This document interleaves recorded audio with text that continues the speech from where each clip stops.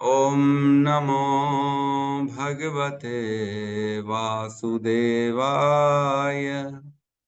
ॐ नमो भगवते वासुदेवाय। ॐ नमो भगवते वासुदेवाय। यः स्वानुभावम् अखिलं श्रुतिसारमेकम् आध्यात्मदीपम् अतितीर्षितां तमोऽन्धम् संसारिणां करुणयाः पुराणगुह्यम् तं व्याससूनम् उपयामि गुरुं मुनीनाम्। नारायणं नमस्कृत्य नरं चैव नरोत्तमं देवीं सरस्वतीं व्यासं ततो जयमुदीरये। श्रवणतां स्वकथा कृष्ण पुण्यश्रवण कीर्तिनः हृदयन्तस्थो हि भद्राणि विधुनोति सुहृत्सताम्। नष्टप्रायेषु भद्रेषु नित्यं भागवत सेवया भगवती उत्तम श्लोके भक्तिर्भवति नैष्टिकी। श्रवणतः श्रद्धया नित्यं गृणतश्च स्वचेष्टितं कालेन नातिदीर्घेण भगवान् विशते हृदि। कृष्णाय वासुदेवाय देवकी नंदनाय च नंद गोपकुमाराय गोविंदाय नमो नमः। जय श्री कृष्ण चैतन्य प्रभु नित्यानंद श्री अद्वैत गदाधर श्रीवासादि गौर भक्त वृंद। हरे कृष्णा कृष्णा कृष्णा हरे हरे, हरे राम राम राम हरे हरे, हरे कृष्णा कृष्णा कृष्णा हरे हरे, हरे राम राम राम हरे राम हरे, राम हरे हरे हरे। हरे कृष्णा कृष्ण कृष्णा हरे कृष्ण कृष्णा हरे कृष्ण। हरे, हरे राम राम हरे हरे। हरे कृष्ण प्रभु जी, दंडवत प्रणाम। हरे कृष्णा प्रभु जी, लेट से दर्शन दे रहे हो आज। प्रभु जी आज थोड़ा लेट हो गया, कल रात को कार्तिक प्रभु के वहां पे गया था तो लेट हो गया। अच्छा, कोई बात नहीं, हरि बोल। तो स्वागत है सभी का प्रातःकालीन श्रीमद् भागवतम के सत्र हरे में। कृष्णा प्रभु जी, दंडवत प्रणाम। हरे कृष्ण प्रभु जी, दंडवत प्रणाम प्रभु जी। तो कल हमने श्लोक क्रमांक कौन कौन से किए थे? 24, 25 नहीं, 25, 26 किए थे। दो श्लोकों का कल हमने लिया था। 25 नंबर श्लोक में कहते हैं, अब तुम केवल एक पांव पर खड़े हो जो तुम्हारा सत्य है, और तुम अब किसी न किसी प्रकार से जी रहे हो, किंतु छल से फलने फूलने वाला यह कलह रूपी कली उस पांव को भी नष्ट करना चाह रहा है। तो अभी एट प्रेजेंट जो है, धर्म का एक ही पैर बचा है ना। मतलब धर्म का अस्तित्व एक पैर पर टिका है, और जो उस पैर को फॉलो करेगा मतलब वो धर्म को फॉलो कर रहा है ना। और वो कौन सा पैर है? वो सत्य है। आज जो सिर्फ और सिर्फ सत्य बोलेगा तो ये माना जाएगा कि वो धर्म को फॉलो कर रहा है, सत्यवादी। सत्यवादी होना ही कितना बड़ा मुश्किल है आज की डेट में, है। बहुत मुश्किल है सत्य बोलना जीवन भर में। अरे जीवन भर क्या, एक दिन में भी हम पूरा का पूरा सत्य नहीं बोल सकते। एक आध दिन ना प्रयास करना, सब जो है ना, एक दिन प्रयास करेंगे। आज कल जब ऐसा लगा ठीक है आज कर सकते हैं प्रयास, उस दिन प्रयास करना सुबह से रात तक मैं एक भी झूठ नहीं बोल, फिर देखना कैसा दिन जाता है। बड़ी मुश्किल हो जाएगी पूरे दिन में। लेकिन प्रयास करना चाहिए हमको। और प्रयास क्या, ये तो अनवांटेड जगह तो झूठ बोलना ही नहीं चाहिए। जहां किसी की रक्षा करनी है, जहां अपने प्राणों के संकट पे बात आए, यहाँ किसी स्त्री या विवाह की बात चल रही है तो उसकी प्रोटेक्शन के लिए झूठ बोला जा सकता है। किसी ब्राह्मण की गाय की प्रोटेक्शन के लिए झूठ बोला जा सकता है। व्यापार में झूठ बोला जा सकता है ना। भगवान की सेवा में, भगवान के दान देने में झूठ बोला जा सकता है। मतलब किसी भी प्रकार से अगर हम भगवान के निकट जा रहे हैं तो ऐसी परिस्थिति में हम झूठ बोल सकते हैं, क्योंकि भगवान की प्राप्ति के लिए हमको धीरे धीरे आगे बढ़ना। वह झूठ झूठ नहीं कहलाता एक्चुअली। लेकिन बाकी जगह झूठ नहीं बोलना चाहिए, अपने लिए झूठ नहीं बोलना चाहिए। लेकिन सब लोग केवल और केवल अपने लिए झूठ बोलते हैं, अपनी प्रसन्नता के लिए, अपनी इंद्रिय तृप्ति के लिए, अपने बेनिफिट के लिए, है ना। हर कहीं झूठ ही झूठ बोल रहा है। झूठ से बचना चाहिए। हर झूठ, एक एक झूठ का हिसाब होने वाला है। क्या कभी ऐसा सोचा है एक भी झूठ जो बोल रहा हूं मैं उसका हिसाब होगा? ये नहीं सोचते ना। हमको क्या लगता है, अरे फ्री में तो झूठ बोल सकते हैं, कोई इसका बंधन है ही नहीं, कोई इसका इफेक्ट हमारे ऊपर आएगा ही नहीं जीवन। एक झूठ, फालतू का झूठ भी जिससे किसी को कोई लाभ नहीं पहुंच रहा, ऐसा फालतू का झूठ बोलने का भी हमारे को दंड मिलेगा। ये अगर दिमाग में डालेंगे तो ही हम झूठ से परे जा पाएंगे, अदरवाइज नहीं जा पाएंगे।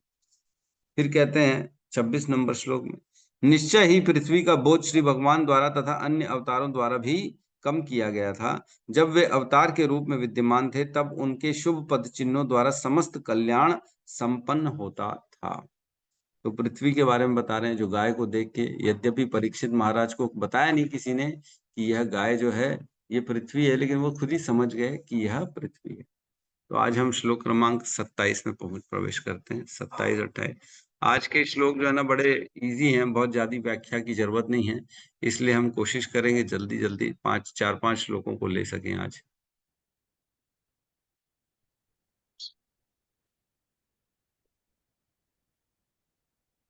ओहो, ये क्या आता है यार, ऐड आ जाती इसमें भी। गौतम बुद्ध प्रभु कोई वो दूसरा बताना ना, ये तो ऐड आती है आजकल इसमें, ये वाले ऐप में। श्रीमद् भागवतम का कोई दूसरा ऐप हो ना तो बताइएगा, हम उसको फिर आज कल से शेयर करेंगे, इसको बंद कर देंगे। जी ठीक है, तो ये श्लोक क्रमांक 27 साथ में दोहराएंगे। शोच्यत अश्रु कला साध्वी, सोचती दुर्भगे वो दुर्भगा दुर्भगे दुर्भगे वो जिता सती,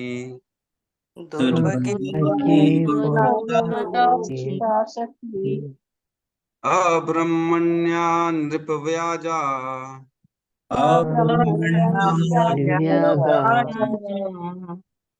शूद्रा भोक्ष्यन्ति मामिति।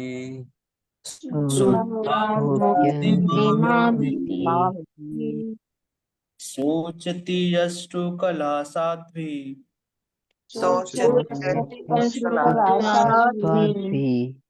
दुर्भगा एव उच्चता सती,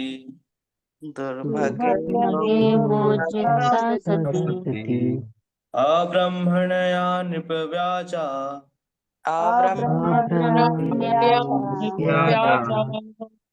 शूद्रा भोक्ष्यन्ति मामिति।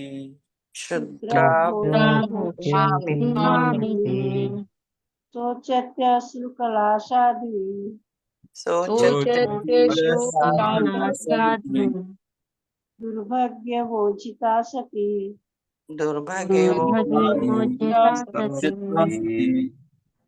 अब्रह्मण्या निपव्याजः,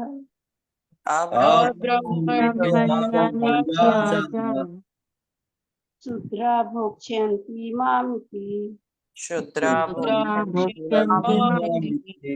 हरे कृष्ण। अनुवाद। अब यह सती दुर्भाग्यवश श्री भगवान द्वारा परित्यक्त होने के कारण अपने नेत्रों में अश्रु भरकर अपने भविष्य भाग्य के लिए शोक कर रही है, क्योंकि अब वह शासक जैसा स्वांग करने वाले निम्न जाति के पुरुषों द्वारा शासित तथा भोग्य है। ओम ज्ञानतिमिरन्धस्य ज्ञानांजन शलाकया चक्षुरुन्मीलितं येन तस्मै श्री गुरुवे नमः। श्री चैतन्य मनोभीष्टं स्थापितं येन भूतले स्वयं रूपः कदा मह्यं ददाति स्वपदान्तिकम्। वन्देऽहं श्रीगुरु श्रीयुतपदकमलं श्रीगुरून् वैष्णवांश्च श्रीरूपं सागरजातं सहगण रघुनाथान्वितं तं सजीवं साद्वैतं सावधूतं परिजन सहितं कृष्ण चैतन्य देवं श्री राधा कृष्ण पादान् सहगण ललिता श्री विशाखान्वितांश्च। हे कृष्ण करुणा सिंधु दीनबंधु जगतपते गोपेश गोपिका कांता राधा कांत नमस्तुते। तप्त कांचन गौरांगी राधे वृंदावनेश्वरी वृषभानुसुते देवी प्रणमामि हरिप्रिये। वाञ्छाकल्पतरुभ्यश्च कृपा सिन्धुभ्य एव च पतितानां पावनेभ्यो वैष्णवेभ्यो नमो नमः। नमो विष्णुपादाय कृष्णपृष्ठाय भूतले श्रीमते भक्तिवेदांत स्वामी इति नामिने। नमस्ते सारस्वती देवे गौरवाणी प्रचारिणे निर्विशेष शून्यवादी पाश्चात्य। जय श्री कृष्ण चैतन्य प्रभु नित्यानंद श्री अद्वैत गदाधर श्रीवासादि गौर भक्त वृंद। हरे कृष्णा कृष्णा कृष्णा हरे हरे, हरे राम राम राम हरे कृष्णा। तो कल हमने पढ़ा यहाँ पे अधर्म के अंश से जो है धर्म के 3 पैर कट चुके हैं, अब एक ही पैर में धर्म चल रहा है ना। ये कल परीक्षित महाराज ने अपने ज्ञान से बताया, किसी ने बताया नहीं उनको, वो अपने स्वतः इतने धार्मिक थे, इतने ज्ञानी थे कि उनको मालूम था, वो समझ गए और उन्होंने बताया। अधर्म के अंश के बारे में हमने पढ़ा था। अधर्म के 4 अंश बताए गए। स्मय, सबसे पहला स्मय, जिसको अहंकार कहते हैं, गर्व कहते हैं, और गर्व के कारण सतयुग में जो धर्म का एक पैर है तपस्या, वो टूटा। और सेकंड आता है जो अधर्म का पैर, वो आता है स्त्री संग। स्त्री संग ये अधर्म का दूसरा पैर है। और त्रेता युग में स्त्री संग के कारण लोगों की जो है पवित्रता टूट गई, पवित्रता खत्म हो गई। स्त्री संग करेगा तो पवित्र कहाँ कहलाएगा, है ना।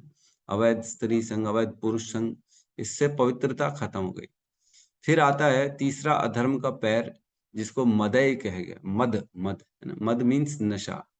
नशा, नशा करने से जो है, जो द्वापर युग में धर्म का तीसरा पैर जो है वो दया टूट गई, है ना। दारू पिएगा तो दया क्या करेगा वो दया से ये टूट गया। और कलयुग जो चल रहा है अभी, इसमें धीरे धीरे अधर्म का जो अंश है, असत्यता, झूठ बोलना, उसके कारण सत्यता जो धर्म का पैर है वो भी टूट जाएगा।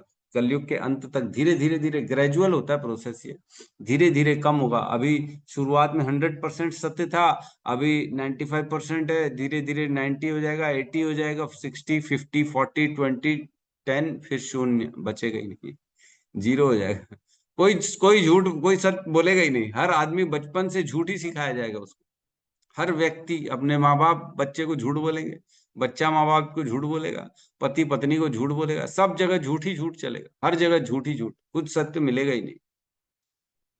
तो ऐसी अगर परिस्थिति में किसी का जीवन हो जाता है, सपोज करो किसी को जन्म मिलता है ऐसे कलयुग में, घोर कलयुग में, जिसमें बचपन से असत्यता सिखाई जाती है, तो वो कैसे धर्म को फॉलो करेगा? कर सकता है क्या? नहीं कर सकता। उसको कुछ सिखाया ही नहीं जाएगा, उसको मालूम ही नहीं पड़ेगा। अगर बचपन से हमने भी वैसे ही जीवन जिया, अगर हमारे जीवन में कोई गुरु या प्रभुपाद के ग्रंथ नहीं आते तो हमको कैसे पता पड़ता कि कृष्णा कॉन्शियसनेस क्या है, कैसे हम इस जन्म मृत्यु के चक्र में फंसे हैं, कैसे इधर से बाहर निकलना है, कैसे भगवान की भक्ति करनी है, जीवन का उद्देश्य क्या है, ये हमको मालूम ही नहीं होता।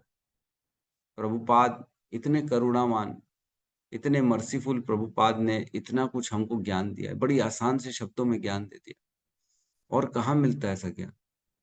कितना कुछ किया प्रभुपाद ने, दिन रात जाग जाग के ग्रंथ लिखे, और मात्र आज ग्रंथ पढ़ के हम जो है आसानी से भगवान का तत्व वाला ज्ञान पढ़ समझ पाते हैं। भगवान कैसे हैं, भगवान कहाँ रहते हैं, कैसे भगवान कृपा करते हैं, भगवान के चरणों की प्राप्ति कैसे हो सकती है, ये प्रभुपाद के माध्यम से हमने बड़ी आसानी से जान लिया।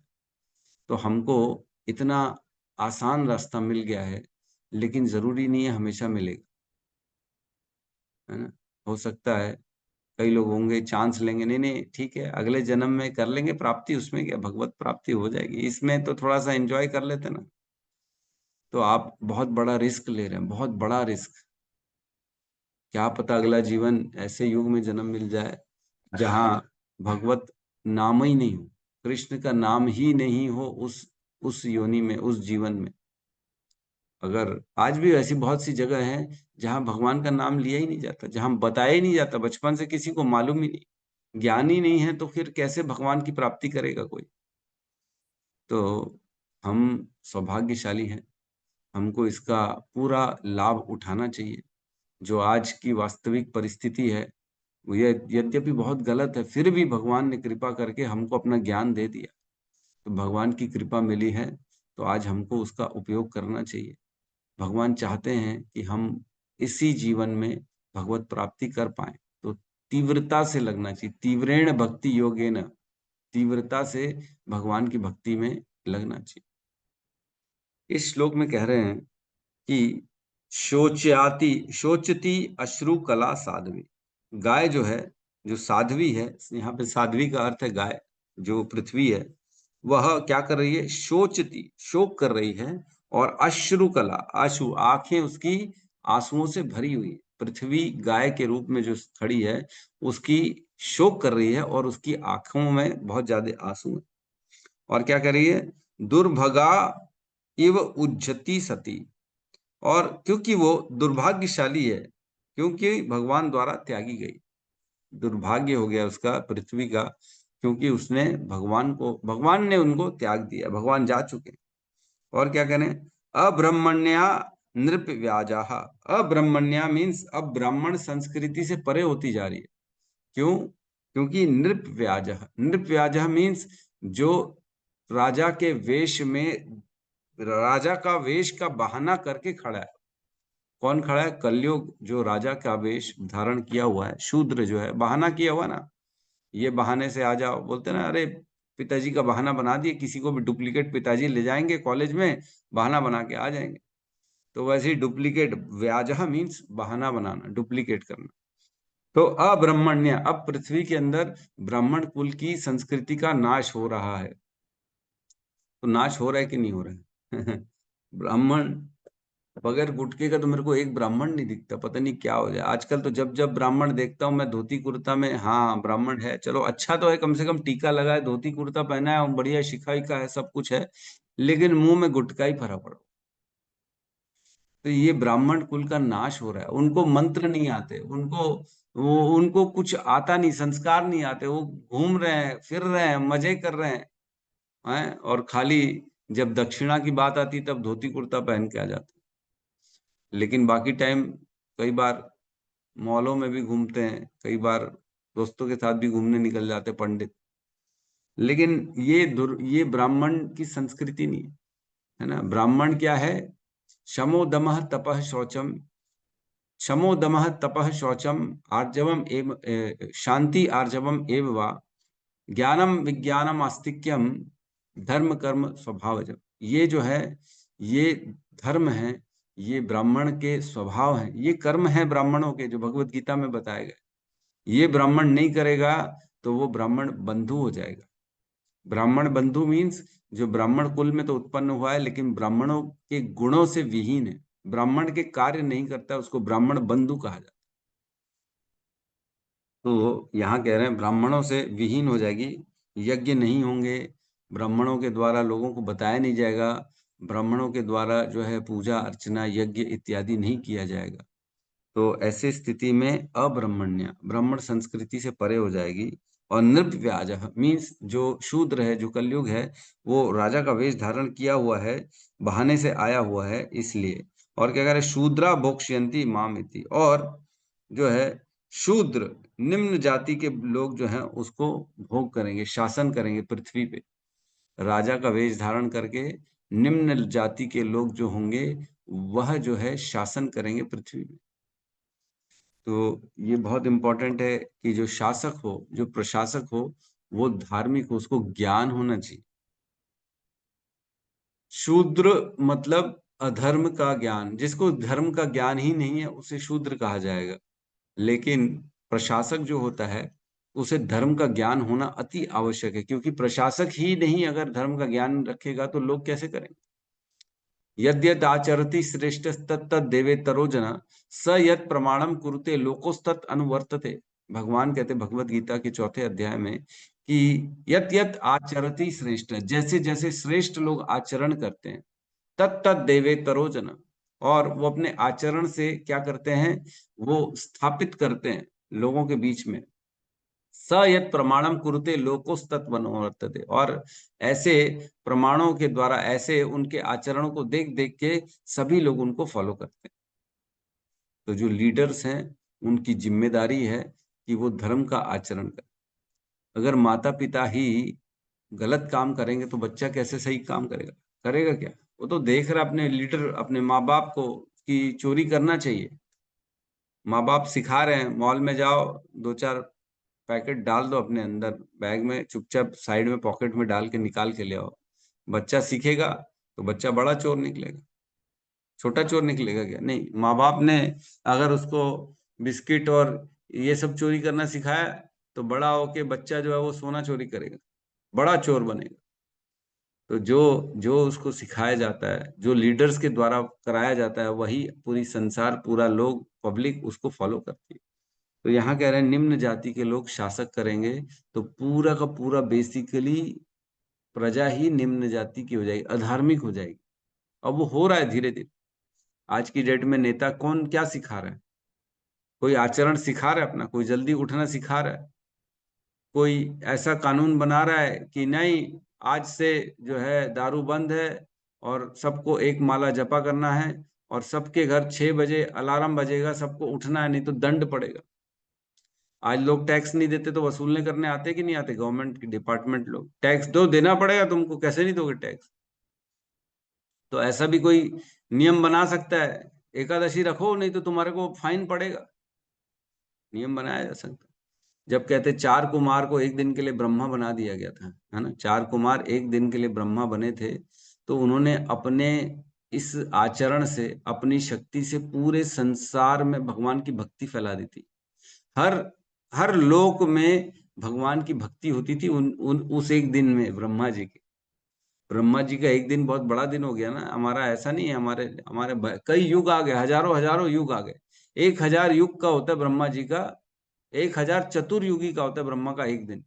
तो मतलब 1000 चतुर्युगी में जब 4 कुमार ब्रह्मा बने थे, तो उस 1000 चतुर्युगी में केवल भक्ति होती थी, केवल भक्ति। और उन्होंने कुछ आने ही नहीं दिया अपने अपने टाइम काल में, किसी को प्रवेश ही नहीं दिया उन्होंने।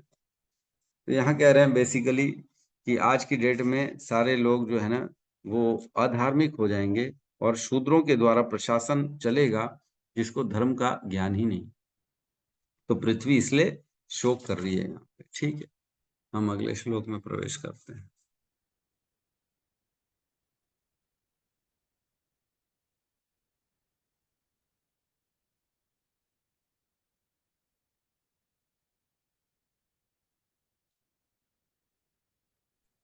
अट्ठाईस नंबर श्लोक।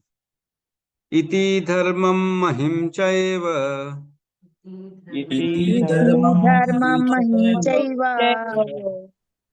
सान्त्वयित्वा महारथः सान्त्वयित्वा महारथः निशातम् आददे खड्गम् निशातमाददे खड्गम् कलये अधर्म हेतवे कलये अधर्महेतवे इति धर्मं महीं चैव इति धर्मं सान्त्वयित्वा महारथः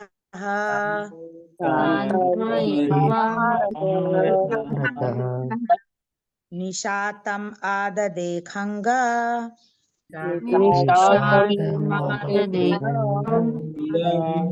कलये अधर्महेतवे। हरे कृष्ण। इति धर्मं महीं चैव इति धर्मं महीं चैव सान्त्वयित्वा महारथः सान्त्वयित्वा महारथः निशातमाददे खड्गम् निशातमाददे खड्गम् कले धर्महेतवे।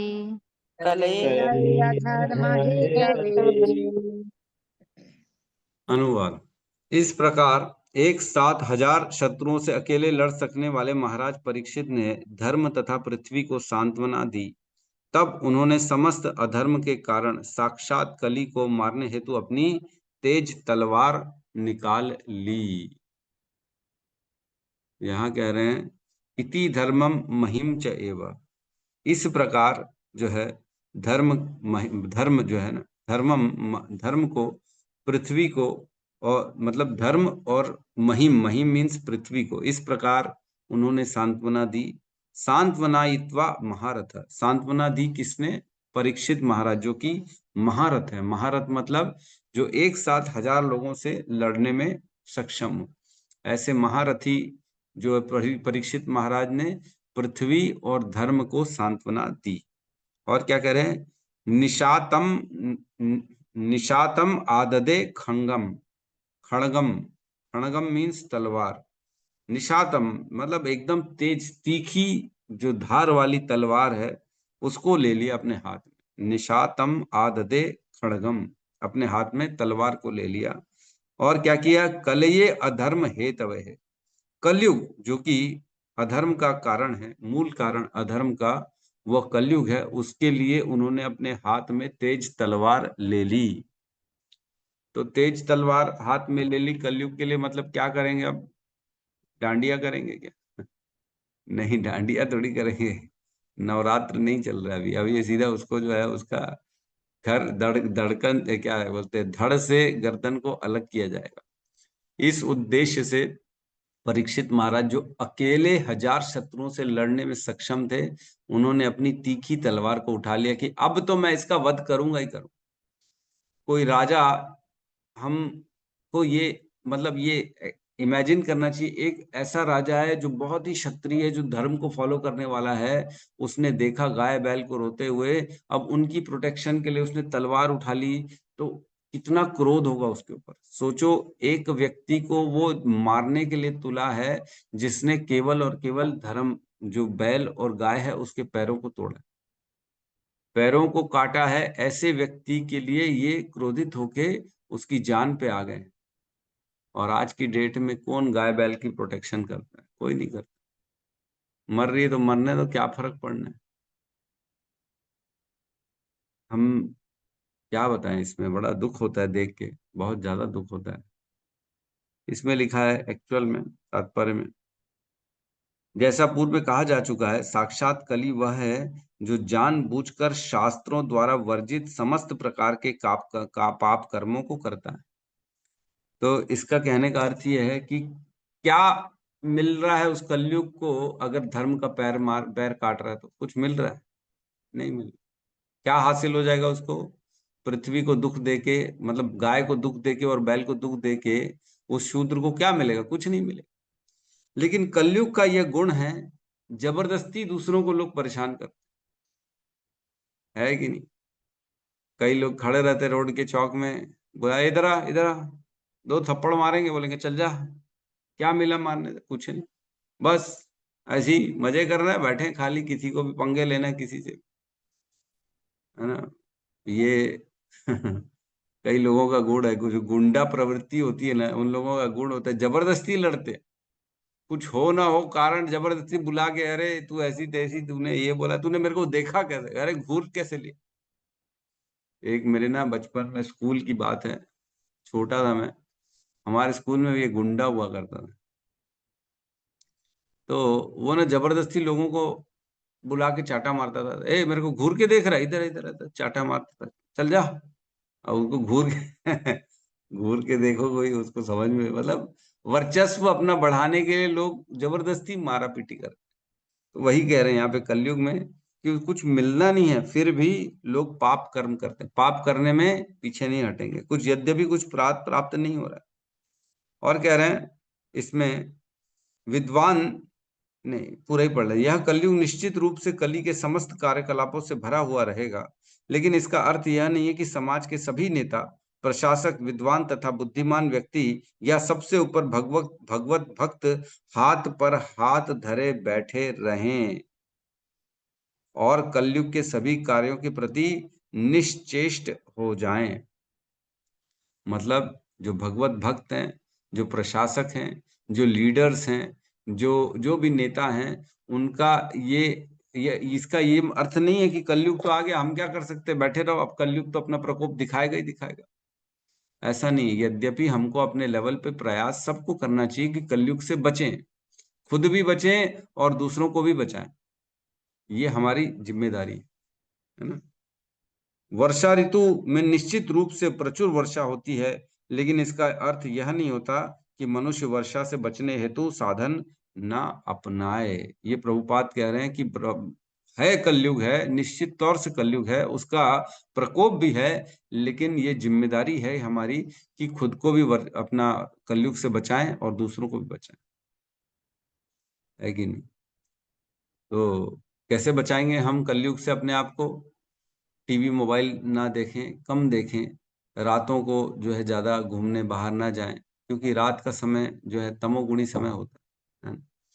और अन्य अन्य जो भी खाद्य पदार्थ हैं उनसे बचना चाहिए। गंदे पदार्थ, गुटखा, तंबाकू, सिगरेट और नॉनवेज, प्याज, लहसुन, इन सब से बचें, ये सब ना खाएं। अदरवाइज धीरे धीरे हम भी माया के प्रकोप में आते जाएंगे। और क्या, गॉसिपिंग ना करें, फालतू की वाद ना करें, गंदे चुटकुले ना सुने, ना वीडियो देखें गंदे। इस प्रकार हम कलयुग के प्रकोप से बच सकते हैं। कलयुग कहाँ कहाँ है हम जानते हैं, गर्व में है, अहंकार में है। 4 हमने पैर पढ़े कलयुग के। अहंकार ना करें कभी भी, कभी भी अवैध स्त्री संग ना करें, अवैध पुरुष संग ना करें, है ना। इवन हमारे तो भक्तों के समाज में कहा गया दृष्टि ही नहीं डालनी चाहिए। एक श्लोक आता है जिसमें कहते हैं कि उसके मात्रपद पर दारेशु, लोष्टवद पर द्रव्येशु, है ना। मात्रवद पर दारेशु, लोष्टवद पर द्रव्येशु, आत्मवद सर्वभूतेषु यह पश्यति स पश्यति। मतलब जो ये देखता है ना, बेसिकली वो सही देख रहा है। कैसे? सभी स्त्रियों में माता का दर्शन करना चाहिए। मातृवत पर दारेशु, दूसरे की पत्नी हो, बच्ची हो छोटी, या कोई भी, उसको माता का दर्जा देना चाहिए, माता का भाव रखना चाहिए अपनी दृष्टि में। लोष्टवद पर द्रव्येशु, दूसरे का जो पैर है, पैर बोल रहा हूँ, दूसरे का जो पैसा है वो लोहे के समान देखना चाहिए। हमारी तो दृष्टि, अरे क्या रखा है जेब में, इतना नोट लेके आया है, इतना सोना पहन के आया है, ये तो कोई मोटी पार्टी लग रही है। तो ऐसा नहीं करना चाहिए। एक राका जी थे और एक बाका जी थे, राका बाका जी, है ना। इनकी कथा आती है। एक पति थे और एक पत्नी थे। अब कौन था पति पत्नी वो आप डिसाइड कर लेना, राका पति है कि पत्नी है मेरे को नहीं मालूम। तो जा रहे थे जंगल से, तो पति जो है उसकी नजर पड़ी नीचे सोने पे। सोने का जो है ना बड़ा एकदम जो ज्वेलरी पड़ी हुई थी सोने की, है ना, जमीन में। तो क्या किया उसने, उसने ढकना चालू कर दिया मट्टी से, कहीं अगर मेरी पत्नी की दृष्टि चली जाएगी, उसके अंदर कहीं ये जो है ना भाव ना आ जाए कि मैं इसको पहनूं, है ना। सोना तो जो है कलयुग का लक्षण है। तो उसने ढकना चालू कर दिया मिट्टी से। तो पत्नी पूछती क्या कर रहे हो, मिट्टी में क्यों खेल रहे हो, चलो ना। बोले नहीं नहीं, ये बस कुछ दिख गया था, इसको दबा रहा हो। तो बोले क्या दिख गया था? बोले कुछ नहीं, ये सोना पड़ा हुआ था, मैं दबा रहा था, मैंने सोचा कि तुम्हारी दृष्टि चली जाएगी तो फिर कहीं तुम्हारे अंदर ज्वेलरी का लालच ना आ जाए। माताओं को आजकल सोने की ज्वेलरी का लालच रहता ही है। ये चाहिए, कड़ा चाहिए, ये चाहिए, कुंडल चाहिए, है ना, नेकलेस चाहिए, रिंग्स चाहिए, ईयर रिंग्स चाहिए। तो इस प्रकार राका हस्बैंड है और बाका वाइफ है। बहुत बहुत धन्यवाद। तो राका जी दबा रहे थे, तो बाका जी जो पत्नी थी वो बोले तुम कैसा करते हो राका जी, तुमको मट्टी को मट्टी में दबाता है क्या कोई? ये तो मट्टी है ना, सोना क्या है, मट्टी है। मट्टी को मट्टी में कोई दबाता है? तुम मट्टी में मट्टी को दबा रहे हो। तब राका जी का जो है ना भाव एकदम पागल हो गए। बोले ये मैं तो फिर भी सोने को सोना मान रहा हूँ, मेरी पत्नी तो इतनी उच्च कोटि की भक्त है कि वो सोना को सोना ही नहीं मान रही, वो तो सोने को मट्टी मान रही।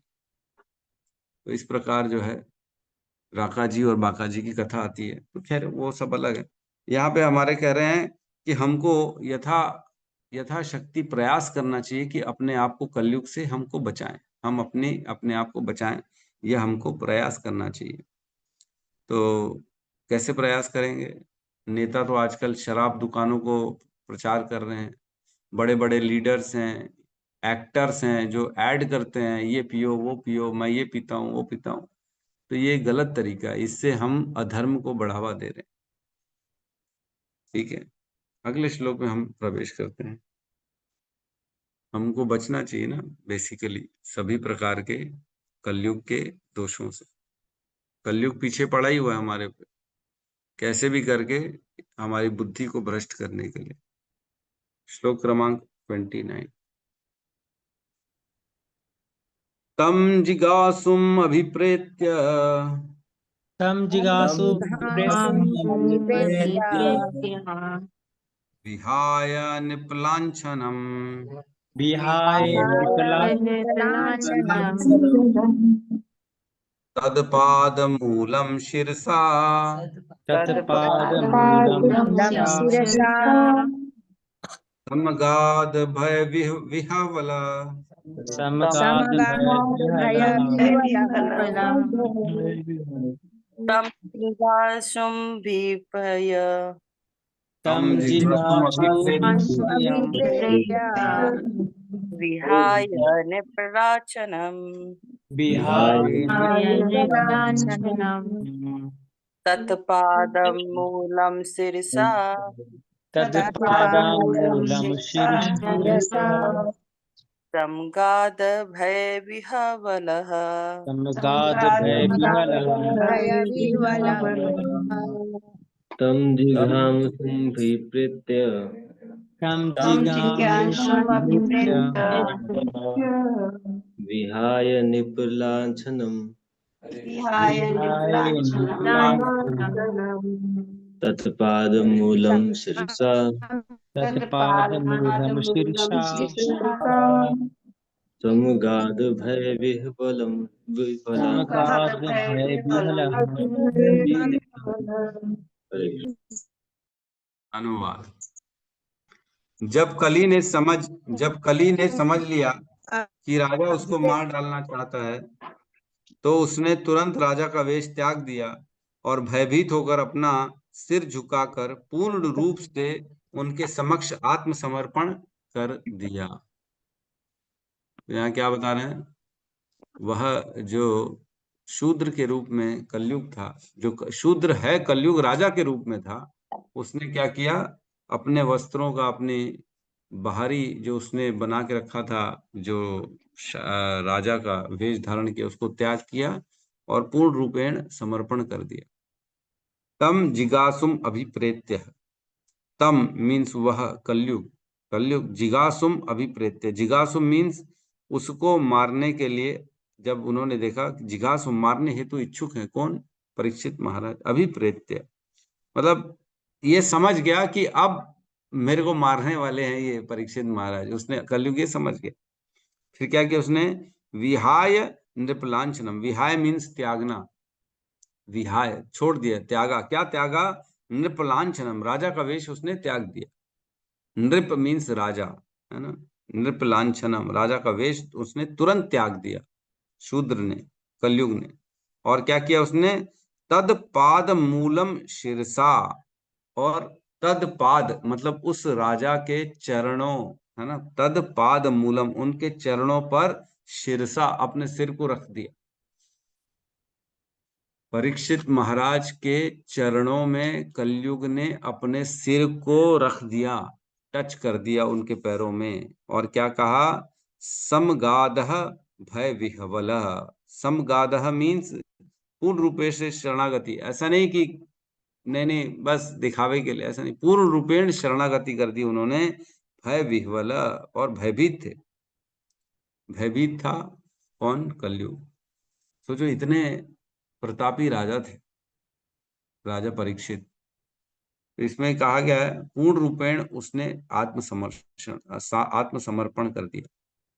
पूर्ण रूपेण कलयुग भयभीत हो गया था कि कहीं मेरा वध न हो जाए। मतलब इतने प्रतापी थे, इतने सक्षम थे कि कलयुग का वध कर सकते थे। लेकिन राजा थे और वो धर्म को जानते थे, इसलिए राजा का ये धर्म है कि जो उनकी शरणागति आए उसका उनको प्रोटेक्शन करना भी। एक बार ऐसी हुआ, अर्जुन और कृष्ण जा रहे थे जंगल में, है ना। जंगल में एक मय दानव था, मय दानव आ गया और कृष्ण उसको मारना चाहते थे। कृष्ण मय दानव की हत्या करना चाहते थे, लेकिन मय दानव ने क्या किया? अर्जुन की शरणागति कर ली कि अर्जुन अब मैं आपकी शरण में, मेरी रक्षा करिए। तो अर्जुन रक्षा के लिए खड़ा हो गया। सोचो, कृष्ण मारना चाहते हैं और अर्जुन रक्षा करना चाहता है। तो कृष्ण समझ गए कि ठीक है, अब मेरे भक्त की शरण में, अब मैं भी इसको नहीं मारूंगा। तो फिर भगवान कृष्ण ने उसको छोड़ दिया, चलो कोई बात। तो इस प्रकार मय दानव ने अपनी रक्षा कर पाई। और वही मैदाना हुआ जो इंद्रप्रस्थ में जो है इन लोगों का वो जो अद्भुत इंद्रप्रस्थ का भवन बना था ना, वो उसी मैदानव की जो है हेल्प से बना था, उसी ने बनवाया था। तो यहाँ कह रहे हैं वास्तविक क्षत्रिय कभी आत्मसमर्पण नहीं करता। तो यहाँ इसलिए बता रहे हैं कि क्योंकि उसने राजा का वेश त्याग दिया, उसने छोड़ दिया ना। सपोज करो हम जा रहे हैं रोड में और हमने किसी को देखा कोट पैंट टाई पहन के बढ़िया घूम रहा है, वो फुल सूट पहन के, और जो है उसके साथ लड़ाई हो गई, तो उसने तुरंत कोट पैंट टाई वाई उतार दी और शरण में आके बैठ गया, अरे बचा लो, मैं कोई जेंटलमैन थोड़ी हूं, मैं तो ऐसी रोड छाप आदमी। तो अरे बोले तुमने जेंटलमैन का खाली जो है ऐसी वस्त्र पहन के रखे हैं? बोले हाँ हाँ, दिखाने के लिए। ऐसे ही होता है आजकल, दिखाने के लिए लोग अपने आप को हीरो बना के घूमते हैं, जबकि कुछ नहीं होता है ना। लोग ऐसे ही होता है, बड़ी बड़ी गाड़ी रखेंगे दिखाने के लिए, सोना पहनेंगे हाथ में गले में, और अंदर से देखेंगे तो कर्ज से पूरी तरह से लदे हुए हैं, पूरा कर्जा ही कर्जा है, दिखाने का कुछ अंदर से कुछ वैसे ही है ये, दिखाने का कुछ, दिखाने का राजा थोड़ी है ये केवल मात्र शूद्र है। तो यह कह रहे हैं वास्तविक क्षत्रिय कभी आत्मसमर्पण नहीं करता, लेकिन वो वास्तविक क्षत्रिय थोड़ी था, इसलिए उसने तुरंत राजा का वेश त्याग दिया। और राजा का क्या कर्तव्य होता है कि जब कोई ललकारता है तो उससे युद्ध करना ही पड़ेगा उसको, युद्ध नहीं करेगा तो उसकी दुर्गति हो जाएगी।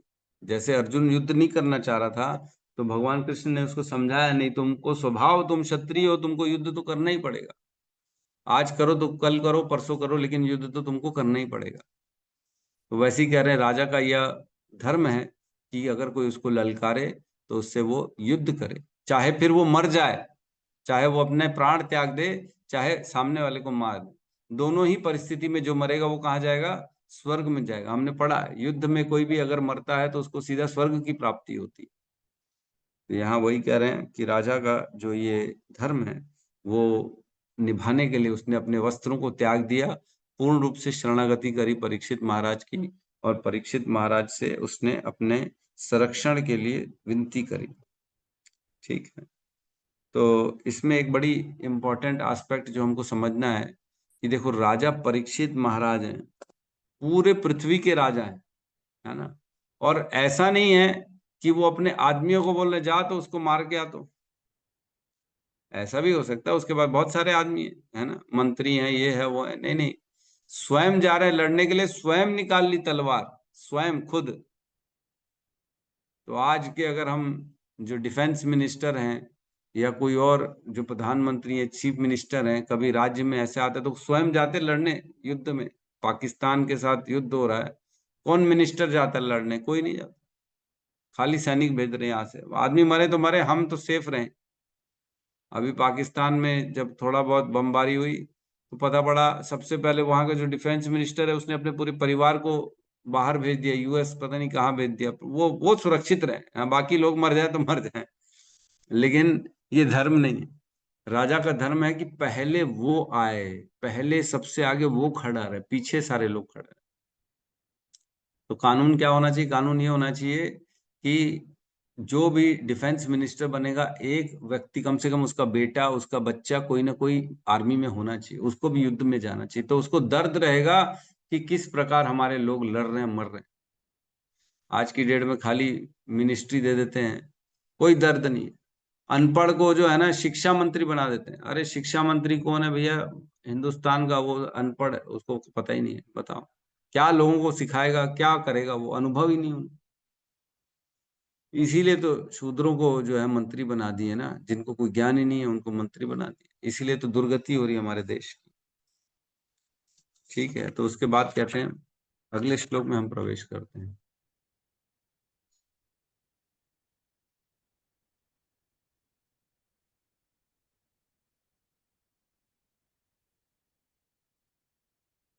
तीस नंबर श्लोक साथ में पढ़ेंगे। पतितं पादयो वीरः पतितं पादयो वीरः कृपया दीनवत्सलः कृपया दीनवत्सलः दीनवत्सलः शरण्यो नावधीत श्लोक्य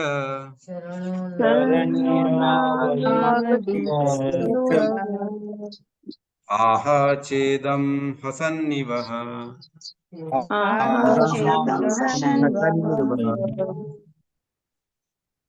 पतितं पादयो वीर्यः पतितं या दीनवत्सलः कृपया दीनवत्सलः शरण्यो नावधिक्षलोक्य शरण्यो नावधीतश्लोक्य आह चेदं हसन्निव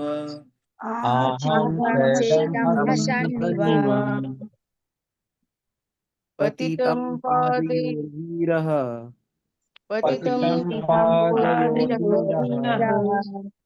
कृपया पतितं दीनवत्सलः कृपया दीनवत्सलः शरण्यो नवधीच्छलोक्य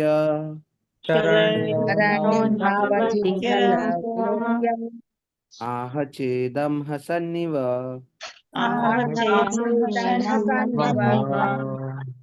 अनुवाद। शरणागत के रक्षक तथा इतिहास में प्रशंसनीय महाराज परीक्षित ने उस दीन शरणागत तथा पतित कली को मारा नहीं, अपितु वे दया पूर्वक मुस्कुराने लगे, क्योंकि वे दीन वत्सल जो हैं। तो अब जब शरणागति आ गया, परीक्षित महाराज के चरणों में उसने अपने सिर को झुका दिया, पूर्ण रूपेण शरणागति कर दी कलयुग में। तो अब परीक्षित महाराज ने क्या किया वो बता रहे हैं। तो बताते हैं, पतितम पादयो वीरः, जो पतित है, पतितम जो कलयुग है, वो जो बड़ा पतित है, बदमाश आदमी, पतित मीन्स बेकार आदमी है ना। पादयो वीरः, और उस वीर परीक्षित महाराज के चरणों में जब वो गिर पड़ा, पतितम पादयो वीरः, गिरने के बाद कृपया दीन वत्सलः, वह जो परीक्षित महाराज है वो कृपा करने वाले हैं, है ना। वो ऐसे धार्मिक व्यक्ति हैं जो सब पे कृपा करते हैं, और दीन वत्सल है, दीनहीन की संरक्षण देने वाले हैं, दीन के प्रति दयालु हैं, दीनों से प्रेम करते हैं, वह परीक्षित महाराज। उनके गुणों का बड़ा है बताया गया। और क्या करे, शरण्य हो, जो शरण में आगे परीक्षित महाराज के, और ना वध इच्छता लोक्य, ना वध, उसका वध करने की इच्छा को उन्होंने जो है त्याग दिया, और लोक्य, ऐसे गुणों जो ऐसे गुणों को गाया जाए। श्लोक्य जो गाने लोग, मतलब उत्तम श्लोक कहते हैं ना हम, जो भगवान के वर्णन करते हैं उत्तम श्लोकों के द्वारा, तो उत्तम श्लोको, तो यहाँ पे भी श्लोक क्या कह रहे हैं, ऐसे परीक्षित महाराज जिनका उत्तम वाणी से गुणों का गायन किया जाता है, ऐसे परीक्षित महाराज जो शरणागति लोगों को अपनी जो है शरणागत में आने के बाद उनको प्रोटेक्शन देते हैं, और वो दयालु हैं, दीन वत्सला हैं, कृपया हैं। तो ये ऐसे जो परीक्षित महाराज हैं, बड़े गुणवान परीक्षित महाराज हैं। और आहा चेदम हसन निवा, और मानो वह अंदर ही अंदर मुस्कुरा रहे थे, हसन निवा, हंस रहे थे अंदर ही अंदर, ढंग से पूरा खुल के हा हा हा हा करके नहीं हंसे, लेकिन अंदर ही अंदर वो हंसना चालू कर दी। तो अंदर ही अंदर क्यों हंस रहे हैं वो,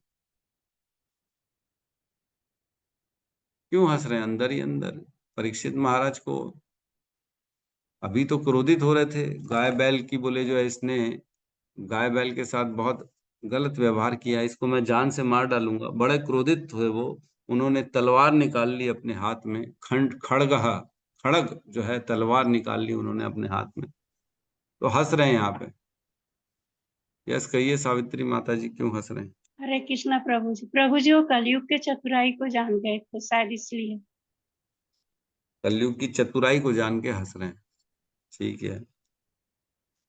तो बेसिकली खैर सब उत्तर तो जानते ही हैं कि मृत्यु के भय से वह जो है शरणागति कर लिया, अब इसलिए हंस रहे हैं कि अब मेरे को इसको बचाना ही पड़ेगा, मैं जिसको मारना चाहता था अब मैं उसी को बचाने वाला हूँ। ऐसे ही होता है ना, अरे क्या फंसा दिया भगवान ने, हम तो इस पार्टी के आदमी थे अब, लेकिन इस पार्टी के लिए काम करना पड़ेगा, एकदम अपोजिट पार्टी के लिए। तो वे मुस्कुरा रहे थे, इसमें लिखा है, क्योंकि छंद वेशधारी कली ने निम्न जाति के व्यक्ति के रूप में अपनी पहचान प्रकट कर दी थी, और वे सोच रहे थे कि यह कितनी विडंबना है कि जिस तीव्र धरायुक्त तलवार से वे जिस किसी का वध कर देते थे उससे यह दीन निम्न जाति वाला कली सामयिक आत्मसमर्पण के कारण बचा जा रहा। तो चतुराई करी उसने कलयुग ने, जो बोलते हैं ज्यादा तेज है, ज्यादा तेज मतलब इसको क्या बोलते हैं, हलकट तेज जिसको कहते हैं, क्या कहते हैं साधारण भाषा में, चालाक, चापलूसी है ना, चापलूस आदमी जो है, चालाक चापलूस आदमी जो चापलूसी से अपने आप को बचा रहा है, चाटुकारिता जिसे कहेंगे, चाटुकारिता कर रहा है बेसिकली। अब उसके प्राणों पे बात आ गई तो वो किसी के भी शरण में जाने के लिए तैयार है। उसने राजा का वेश त्याग दिया और परीक्षित महाराज के शरण में चला गया। तो परीक्षित महाराज यद्यपि राजा हैं, तो या राजा होते हुए उनको अपने शरणागत को तो प्रोटेक्शन देना ही पड़ेगा, ये राजा का धर्म है ना। तो एक बात मैं सुन रहा था, कल ही सुन रहा था लेक्चर में, पृथ्वीराज चौहान थे, है ना, पृथ्वीराज चौहान जो कि राजा थे, और कौन तो मुसलमान शासक जो था उनसे लड़ने आता था, वो 16 बार उसको पराजित किया। पृथ्वीराज चौहान 16 बार पराजित कर दिया था, उसको हरा दिया था। हर बार हारता था और वो क्या करता था, फिर उनके चरणों में आ जाता था, ओ मेरे को माफ कर दो, बस बस बस माफ कर दो, अब मेरा वध मत करो।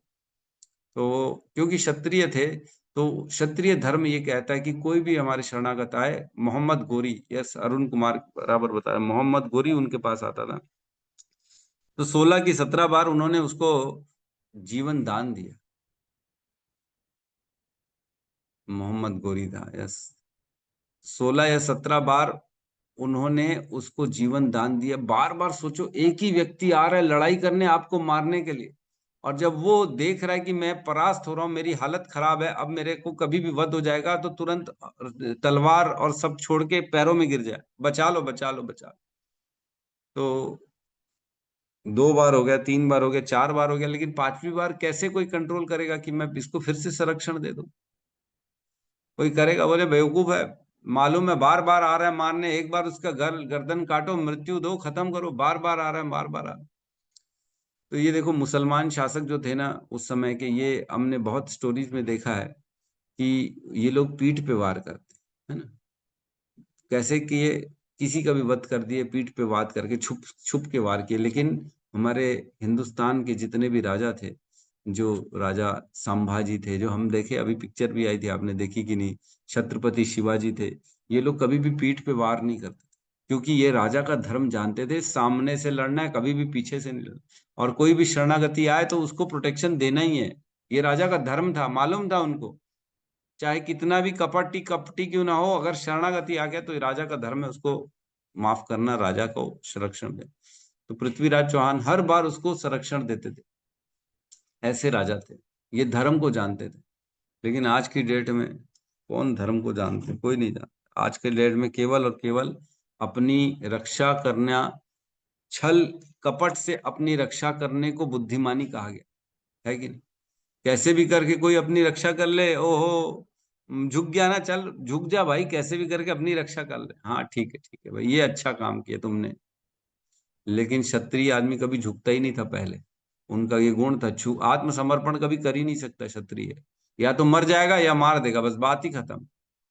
एक बार कौन तो किसका क्षत्रिय बेटा एक युद्ध में गया, और वो युद्ध में हार रहा था, तो चुपके से वापस आ गया अपनी माँ के पास। किसकी कथा मैं सुना था कहीं पे, तो उस माँ ने उसका गेट ही नहीं खोला, बोले मैं तेरे को घुसने ही नहीं दूंगी, तू मेरे कोख से जन्म लिया, मेरे को तो आश्चर्य हो रहा है कि तू कैसा क्षत्रिय है, तू जब मरा क्यों नहीं वहीं पे ही मैदान में, लड़ते लड़ते आ गया तू मुंह छुपा के, बोले जा मैं तेरे लिए गेट ही नहीं खोलूंगी, ऐसा मेरे को पुत्र चाहिए ही नहीं जो क्षत्रिय गुणों से विहीन है। तो ऐसे क्षत्रिय लोग होते थे। माता भी ऐसी क्षत्रिय थी, देखो, जिसको पुत्र का प्रेम नहीं है, वो अपने धर्म को पहले कर रही है, नहीं तो वापस कैसे आ गया। तो यहाँ पे बता रहे हैं कि अब उन्होंने इसको संरक्षण दे दिया। ठीक है, तो यहाँ पे किसी का प्रश्न है तो हम ले सकते हैं। हरे कृष्णा हरे कृष्णा कृष्णा कृष्णा हरे हरे हरे राम राम राम समस्त भक्त वृंद की जय।